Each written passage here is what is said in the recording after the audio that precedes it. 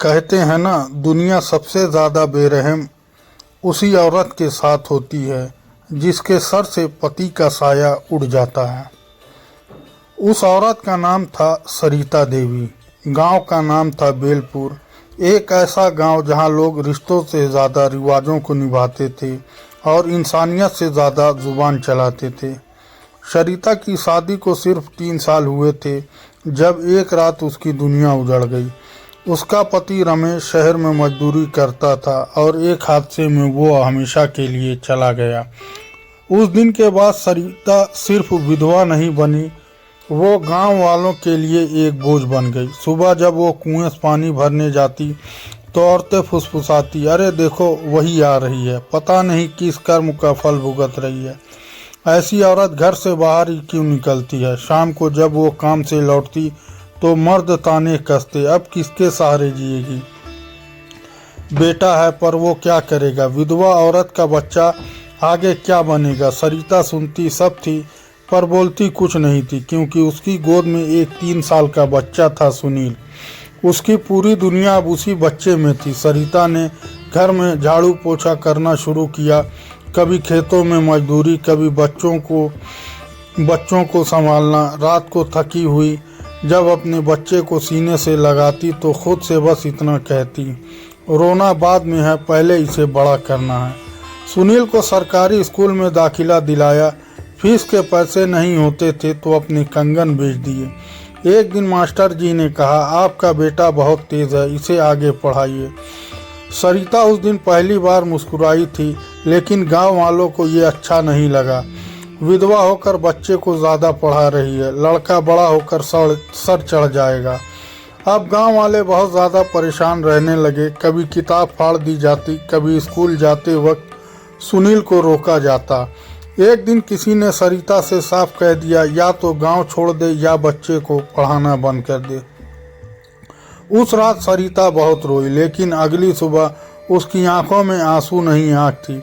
उसने फैसला कर लिया, चाहे भूखी रह जाऊं पर अपने बेटे का भविष्य किसी के हाथों कुचलने नहीं दूंगी। सरिता ने गांव के बाहर एक छोटे से कमरे में किराए पर रहना शुरू किया। सुनील की पढ़ाई जारी रही और कहानी अब एक ऐसे मोड़ पर थी जहां माँ की तपस्या इम्तिहान लेने वाली थी। समय किसी से बदला नहीं लेता, वो बस सब कुछ लौटा देता है।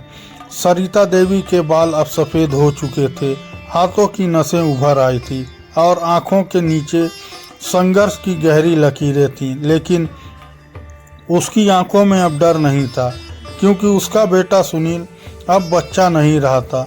संघर्ष का फल। सुनील ने गांव के से शहर तक पैदल सपनों का सफ़र तय किया। सरिता ने खुद की ज़रूरतों को पूरी तरह छोड़ दी थी। नए कपड़े नहीं, त्यौहार नहीं, दवा भी तब जब शरीर जवाब देने लगे। हर महीने वो बस एक ही सवाल पूछती, पढ़ाई ठीक चल रही है ना बेटा? और सुनील हर बार कहता, माँ, हाँ माँ, एक दिन सब ठीक कर दूंगा। वो दिन आ गया। एक सुबह डाकिया आया, हाथ में सरकारी लिफाफा। सरिता के हाथ कांपने लगे। सुनील ने जब पढ़कर सुनाया, माँ, मेरा चयन प्रशासनिक सेवा में हो गया है। सरिता ज़मीन पर बैठ गई। रोई नहीं, बस अपने बेटे के पैरों को चूम लिया। भगवान, आज मेरी विधवा होने की सारी सज़ा खत्म हो गई। गांव वापसी। सुनील ने कहा, माँ, मैं गांव चलना चाहता हूँ। सरिता चुप रही। गांव जिसने उसे तोड़ा था, लेकिन वो चल पड़ी। वही गलियाँ, वही चेहरे। सरकारी गाड़ी जब गांव में दाखिल हुई तो लोग हैरान रह गए, कौन अफसर आया है इतनी बड़ी गाड़ी? और जब सुनील गाड़ी से उतरा और बोला, यही मेरा गांव है, लोग पहचान गए, विधवा का बेटा, वही जिसे कभी तानों में दबाया गया था। गांव के बुजुर्ग सरिता के सामने आए, हाथ जोड़कर बोले, बेटी, हमने से बहुत बड़ी भूल हो गई, हमने तुम्हें बहुत दुख दिया। सरिता कुछ नहीं बोली। सुनील ने आगे बढ़कर कहा, माँ, आज बोल लीजिए।